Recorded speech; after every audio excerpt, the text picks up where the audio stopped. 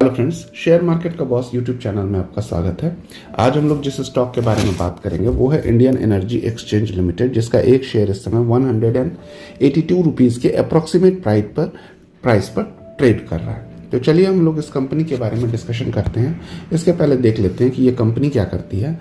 Indian energy exchange जो है ये एक पावर एक्सचेंज है, ठीक है, और इसको लाइसेंस मिला है CERC से, सेंट्रल इलेक्ट्रिसिटी रेगुलेटरी कमीशन से CERC मिला है। और इसका काम क्या है? इसका काम है एक प्लेटफॉर्म उपलब्ध कराना। किस चीज़ के लिए? जहां पर इलेक्ट्रिसिटी यूनिट की ट्रेडिंग हो सके, ऐसा प्लेटफॉर्म उपलब्ध कराना इस कंपनी का काम है। यही इसका मेन वर्क है। क्या ये कंपनी भारत की अकेली कंपनी है जो ऐसा प्लेटफॉर्म उपलब्ध कराती है? तो ऐसा नहीं है। भारत में एक और कंपनी है जिसका नाम है PXIL, ठीक है, ये भी यही काम करती है। ये भी ऐसे ही एक प्लेटफॉर्म उपलब्ध कराती है। लेकिन IEX इसलिए इम्पॉर्टेंट है क्योंकि इस फील्ड में 95% मार्केट शेयर पे इसका कंट्रोल है, इसका केवल 5% है। तो इसके लिहाज से देखें तो ऑलमोस्ट IEX का मोनोपोली है, और इसी कारण ये कंपनी पिछले कुछ समय से अच्छा ट्रेड भी कर रही है, अच्छा रिटर्न भी दे रही है। तो हम लोग इसके डेटा की बात करते हैं। तो जो इसका पहला डेटा हम लोग देखते हैं वो है इसका मार्केट कैपिटल।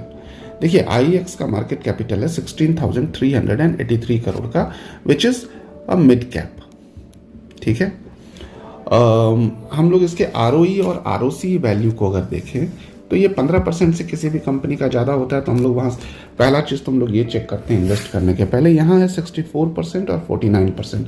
पिछले कुछ समय में इसका ROE और ROC वैल्यू में बहुत ज़्यादा इंप्रूवमेंट हुआ है, ठीक है। लॉन्ग टर्म में देखेंगे तो ये नहीं है, मतलब 10 साल का अगर स्पैन देखें तो, लेकिन पिछले कुछ समय में इसमें अच्छा इंप्रूवमेंट हुआ है, और यहाँ पर ये हम लोगों को एक अच्छा फिगर दिख रहा है। हम लोग कर्ज की बात कर ले, किसी भी कंपनी का कर्ज जरूर देख लेना चाहिए। तो इस कंपनी के ऊपर जो कर्ज है वो केवल 10 करोड़ है। अब 16,000 करोड़ जिसका मार्केट कैपिटल हो, उसके ऊपर केवल 10 करोड़ का कर्ज हो, तो वो नेग्लिजिबल है। और इसीलिए इसका डेब्ट टू इक्विटी रेशियो जो है वो 0.01 है, जो कि कुछ भी नहीं है। ये खतरा तब होता है जब ये 2.0 से ज़्यादा ऊपर जाने लगे। तो यहाँ तो अभी ये इससे बहुत कोसों दूर है, ऑलमोस्ट डेब्ट फ्री कंपनी है। एक चीज़ जो मुझे कंसर्न यहाँ दिख रही है, अनप्लेस्ड प्रोमोटर होल्डिंग 0% है, ठीक है, मतलब इसका प्रोमोटर होल्डिंग ही इसके पास नहीं है। तो इस पर हम लोग आगे डिस्कशन करेंगे। पहले हम लोग चलते हैं इस कंपनी के जो पॉजिटिव और नेगेटिव पॉइंट हैं वो ज़रा शॉर्ट में हम लोग देख लें। कंपनी इज़ ऑलमोस्ट डेब्ट फ्री, वो हम लोग देख चुके हैं। डेफिनेटली ये कंपनी डेब्ट फ्री है।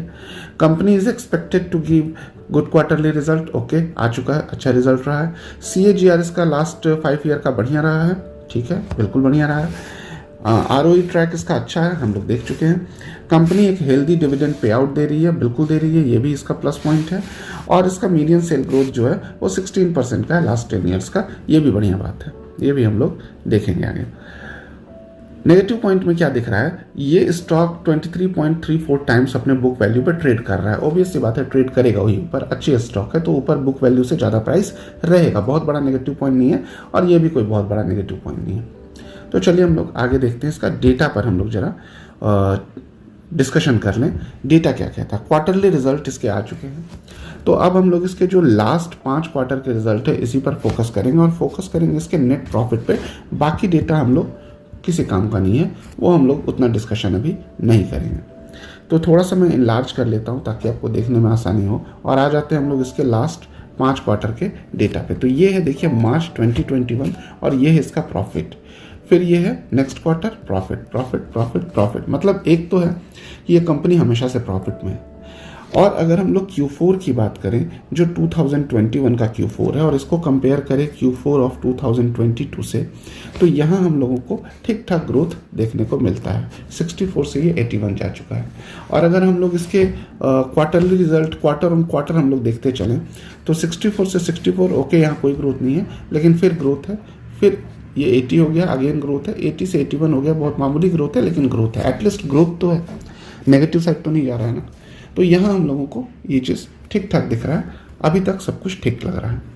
अब हम लोग इसके 10 साल के प्रॉफिट एंड लॉस को देखते हैं, जिससे हम लोगों को एक ब्रॉड पिक्चर मिलेगा कि ये कंपनी पिछले 8-10 सालों में कैसा परफॉर्म कर रही है। तो हम लोग शुरू करेंगे 2011 से और एंड करेंगे मार्च 2022 पे। और यहाँ पर भी हम लोग फोकस करेंगे नेट प्रॉफिट के इस कॉलम पे, ठीक है। थोड़ा सा इनलार्ज कर लेते हैं। अब हम लोग देखते हैं, देखिए मार्च 11 में इसका प्रॉफिट 19 करोड़ था, 34 हुआ नेक्स्ट ईयर, फिर 66 हुआ, 92 हुआ, 90 हुआ, यहाँ देखिए हल्का सा ये गिरा है, फिर 100, 114, 132, 165, 168 और 303, 213 के बाद 303। तो यहाँ हम लोग देख रहे हैं लगातार इस कंपनी का जो प्रॉफिट है वो बढ़ता चला गया है। ठीक है, केवल यहाँ पर थोड़ा सा इसमें हम लोगों को हल्की सी गिरावट दी है, ऑलमोस्ट कुछ इस तरह का ग्राफ आपका ये बनेगा। तो ये एक बहुत ही बढ़िया साइन है, वेरी गुड साइन, कि कोई कंपनी लगातार 10 साल से प्रॉफिट कमा रही है, और केवल प्रॉफिट नहीं कमा रही है, उसमें एक स्टेडी ग्रोथ आपको देखने को मिलता है। तो ऐसी कंपनियां बहुत कम देखने को मिलती हैं, और अगर ऐसी कोई कंपनी इस तरह से मेहनत करके आगे बढ़ रही है तो डेफिनेटली उस कंपनी में इन्वेस्टमेंट किया जा सकता है। तो ये तो अभी तक का हमारा व्यू हुआ। अब देखते हैं कि शेयर होल्डिंग पैटर्न कैसा है, और जो इंस्टीट्यूशनल इन्वेस्टर हैं, जो स्मार्ट इन्वेस्टर हैं, जो FII होते हैं, जो DII होते हैं, वो कैसा इसमें इन्वेस्ट कर रहे हैं, और पब्लिक का क्या इसमें रुख रहा है।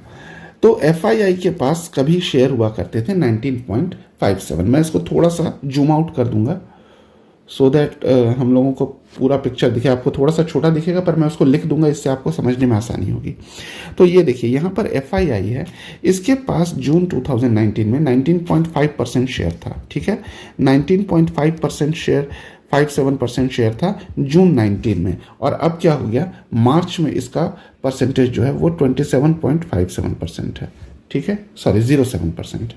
मतलब इसमें हम लोगों को FII ने अपना इन्वेस्टमेंट बढ़ाया है, अच्छा साइन है। लेकिन अगर पिछले 4-5 क्वार्टर की बात करें, यहाँ देखिए ये है 36, 37, 31, 27।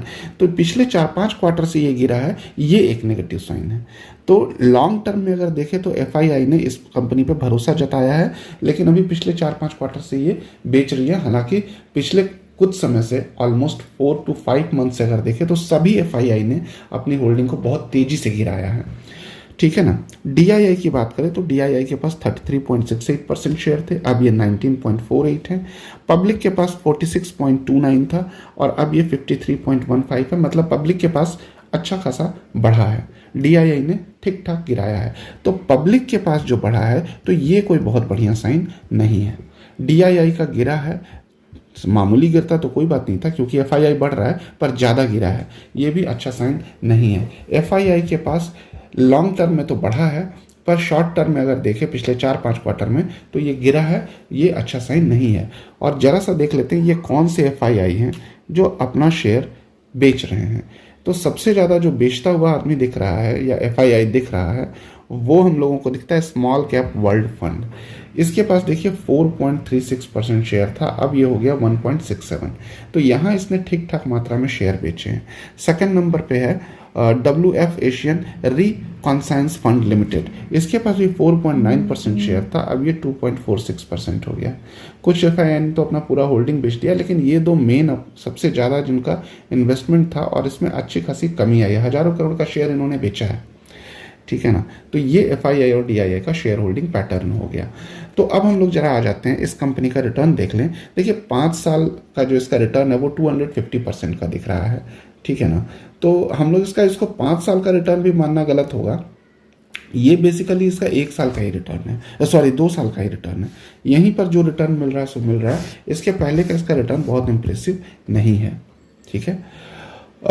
इसके आगे हम लोग बढ़ते हैं। अब हम लोग जरा देख लेते हैं कि इस कंपनी में कैसे हम लोग स्टॉप लॉस लगाएं और टारगेट क्या रखें। तो सबसे पहले हम लोग टारगेट की बात करते हैं, तो मैं आपको एक टारगेट बता देता हूं जो अभी इमीडिएट टारगेट मुझे दिखाई पड़ता है। ये नहीं, यहाँ पर ये आएगा 191.05 का एक टारगेट मुझे बहुत इमीडिएट टारगेट दिखता है, 191.05 का। ये इमीडिएट टारगेट मुझे लगता है अप्रॉक्सीमेटली 7 to 8 ट्रेडिंग सेशन में इजीली अचीवेबल है। और अगर सेकंड टारगेट की बात करें तो उसको भी मैं आइडेंटिफाई कर लेता हूँ। सेकंड टारगेट जो मुझे दिखाई पड़ रहा है वो एक अप्रॉक्सीमेटली इस जगह पर आकर के 199.50 के आसपास अप्रॉक्सीमेटली 199.50 के आसपास बैठेगा, क्योंकि 200 पे इसको ज़बरदस्त एक रेजिस्टेंस है, बहुत ज़बरदस्त रेजिस्टेंस है, उसको तोड़ पाएगा तब फिर ये आगे बढ़ेगा। फिलहाल हम लोग ये सेकंड टारगेट लेकर के चल सकते हैं, जो 15 से 20 ट्रेडिंग सेशन के आसपास में इसको मुझे लगता है टच कर लेना चाहिए। और रेजिस्टेंस और इसका जो स्टॉप लॉस है वो देखना बहुत ज़रूरी है। इसका स्टॉप लॉस बहुत स्ट्रिक्टली आपको 177.50 पर मेंटेन करना होगा। अगर ये इसके नीचे जाता है ना तो बहुत बड़ा यहाँ गड्ढा है, ये बहुत तेज़ी से नीचे गिर सकता है, ठीक है। तो ये आपको ध्यान रखना पड़ेगा और इसी तरह से ट्रेड कीजिए। लेकिन ये ट्रेड करने के पहले फ्रेंड्स मेरा आपसे रिक्वेस्ट है, खुद से एनालाइज कीजिए, अपने फाइनेंशियल एक्सपर्ट की सलाह लीजिए और तभी कोई ट्रेडिंग करिए। मेरा वीडियो केवल एजुकेशनल पर्पज से है। आई होप आपको ये वीडियो अच्छी लगी होगी। मिलते हैं अगले वीडियो में। Thank you.